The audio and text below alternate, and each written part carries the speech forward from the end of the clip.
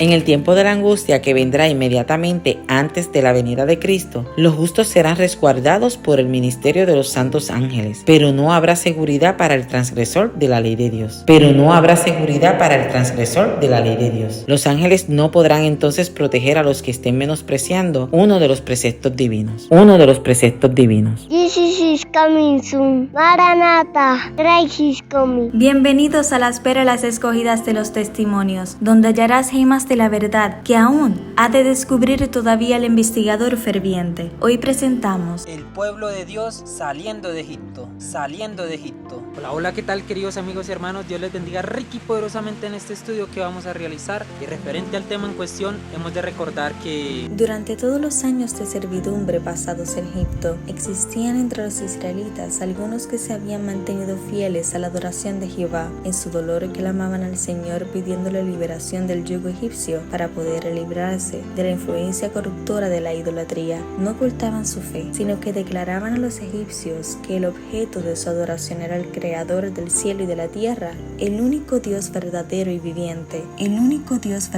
y viviente, y repasaban las evidencias de su existencia y poder desde la creación hasta los días de Jacob. Pero en medio de esa confesión de fe, los hebreos habían esperado obtener su libertad sin ninguna prueba especial de su fe, sin penurias ni sufrimientos verdaderos, pero aún no estaban preparados para la liberación. Tenían poca fe en Dios y no querían soportar con paciencia sus aflicciones hasta que Él creyera conveniente obrar por ellos. Muchos se conformaban con permanecer en la servidumbre antes que enfrentar las dificultades que acompañarían el traslado a una tierra extraña, y los hábitos de algunos se habían hecho tan parecidos a los de los egipcios que preferían vivir en Egipto. Por lo tanto, el Señor no los liberó mediante la primera manifestación de su poder ante el faraón. Rigió los acontecimientos para que se desarrollara más plenamente el espíritu tiránico del rey egipcio y para revelarse a su pueblo. Cuando vieran su justicia, su poder y su amor, elegirían dejar a Egipto y entregarse a su servicio. La tarea de Moisés habría sido mucho menos difícil de no haber sido que muchos israelitas se habían corrompido tanto que no querían abandonar Egipto. Por lo cual fue como en la última plaga. El Señor por medio de Moisés instruyó a los hijos de Israel acerca de su salida de Egipto, sobre todo para preservarlos de la plaga inminente. Cada familia, sola o reunida con otra, había de matar un cordero o un cabrito sin defecto, y con un hisopo había de tomar la sangre y ponerla en los dos postes y en el dintel de las casas en que lo han de comer, para que el ángel destructor que pasaría a medianoche no entrase a aquella morada. Fue así como a su pueblo Dios le ordenó que se preparase para una liberación inmediata. Él había advertido al faraón del juicio final de los egipcios e indicó a los hebreos que reuniesen a sus familias en sus moradas. Entonces fue cuando Cerca de medianoche en cada casa egipcia sus moradores fueron despertados de su sueño por el clamor y el dolor. Todos los primogénitos de la tierra, desde el primogénito del faraón que se sentaba sobre su trono, hasta el primogénito del cautivo que estaba en la cárcel, y todo primogénito de los animales,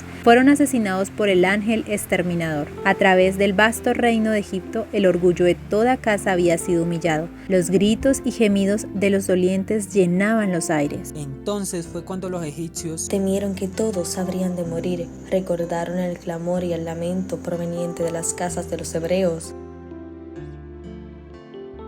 resultado del decreto inhumano de un cruel rey que había mandado matar a todos los niños varones tan pronto como nacieran. Los egipcios no podían ver al ángel meditador que entraba en cada casa con su carga de muerte, pero sabían que era el Dios de los hebreos quien provocaba el mismo sufrimiento que ellos había producido entre los israelitas. ¡Wow! ¡Cuán justos son los juicios de Jehová Dios, en el que cada uno será medido con la vara que midió! Entonces fue así como Faraón envió el siguiente mensaje: Salid de medio de mi pueblo, e id, servid a Jehová, como habéis dicho. Los hebreos salieron del Egipto como una nación independiente, ya que En la orden dada con referencia a la liberación de Israel, el Señor dijo al faraón: Israel es mi hijo, mi primogénito. Ya te he dicho que dejes ir a mi hijo para que me sirva. El salmista nos dice por qué libró Dios a Israel de Egipto. Sacó a su pueblo con gozo, con júbilo a sus escogidos. Les dio las tierras de las naciones y las labores de los pueblos heredaron, para que guardaran sus estatutos y cumplieran sus leyes. De estos versículos se desprenden que los hebreos no podían servir a Dios en Egipto. Por tal motivo, Los israelitas fueron libertados para que pudieran observar los estatutos del Señor, inclusive naturalmente el cuarto mandamiento,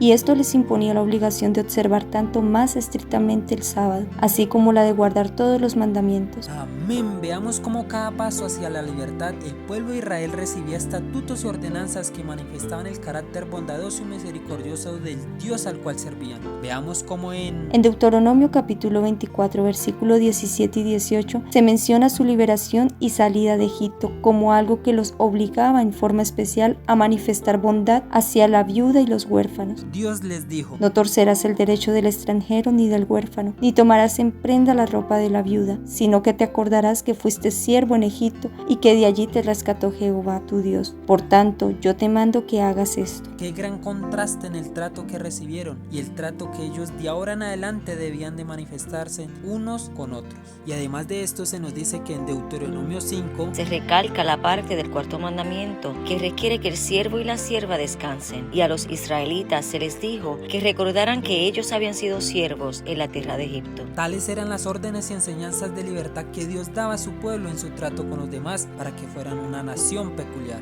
Y sumado a esto, ¿qué debía hacer el pueblo de Israel para conmemorar el gran día de liberación? Para conmemorar esta gran liberación, el pueblo de Israel debía de celebrar una fiesta anual a través de las generaciones futuras. Este día os será memorable, y lo celebraréis como fiesta solemne para Jehová durante vuestras generaciones, por estatuto perpetuo lo celebraréis. Cuando en los años venideros festejaran este acontecimiento, tenía que repetir a sus hijos la historia de su gran liberación, o como les dijo Moisés: vosotros responderéis, es la víctima de la Pascua de Jehová, el cual pasó por encima de las casas de los hijos de Israel en Egipto, cuando hirió a los egipcios y libró nuestras casas. Por tal motivo, La Pascua sería una fiesta tanto conmemorativa como simbólica. No solo recordaría la liberación de Israel, sino que también señalaría la más grande liberación que Cristo habría de realizar para libertar a su pueblo de la servidumbre del pecado. El Cordero del Sacrificio representa al Cordero de Dios, en quien reside nuestra única esperanza de salvación.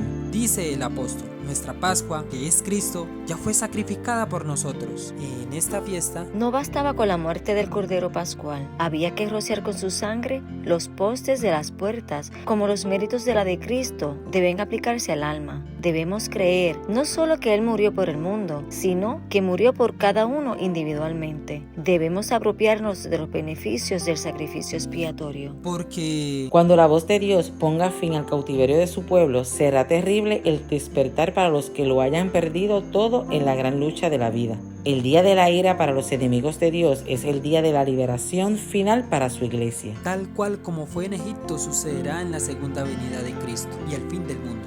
El ángel de Jehová será el libertador de su pueblo y al mismo tiempo será fuego consumidor para el impío, ya que Esa medianoche, cuando Dios manifiesta su poder para librar a su pueblo, sale el sol en todo su esplendor. Sucédanse señales y prodigios con rapidez. Los malos contemplan la escena con terror y asombro, mientras los justos se deleitan en comprobar las señales de su liberación. La naturaleza entera parece trastornada, los ríos dejan de correr, nubes negras y pesadas se levantan y chocan unas con otras. En medio de los cielos conmovidos hay un claro de gloria indescriptible, de donde baja la voz de Dios semejante al ruido de muchas aguas diciendo: Hecho está, hecho está. Entonces, en la hora de supremo apuro, es cuando el Dios de Israel intervendrá para librar a sus escogidos. El Señor dice: vosotros tendréis canción como en noche en que se celebra Pascua, y alegría de corazón como el que va al monte de Jehová, al fuerte de Israel. Y Jehová hará oír su voz potente, y hará ver el descender de su brazo, con furor de rostro y llama de fuego consumidor,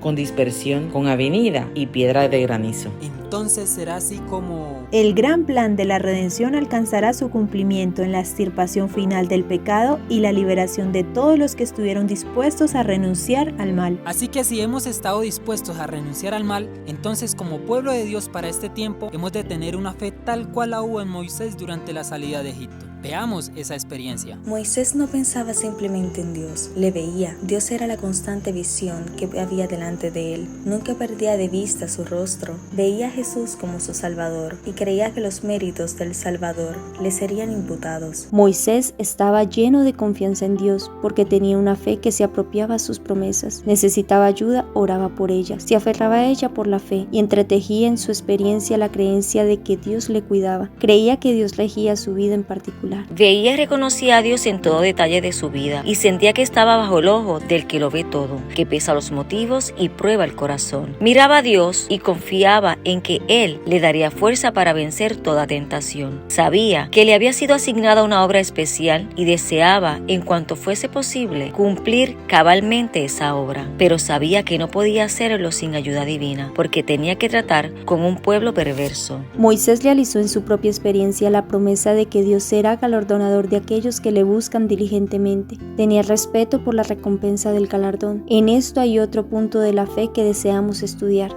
Dios recompensará al hombre de fe y obediencia. Dios recompensará al hombre de fe y obediencia. Si esta fe penetra en la experiencia de la vida, habilitará a cada uno de los que temen y ama a Dios para soportar pruebas. ¿Pero qué es lo que a veces sucede? Oh, cuántas veces cedemos a la tentación porque no mantenemos nuestros ojos puestos en Jesús. Nuestra fe no es continua porque por la complacencia propia pecamos y luego no podemos mantenernos como viendo al invisible. Es por eso que, queridos amigos y hermanos, os dejamos aquí la gran perla de valor, y es la de que... Hermano mío, haga de Cristo su compañero de todos los días, de cada hora, y no se quejará de no tener fe. Contemple a Cristo, mire su carácter, hable de Él. Cuanto menos ensalce el yo, tanto más encontrará que ensalzar en Jesús. Dios tiene una obra para usted.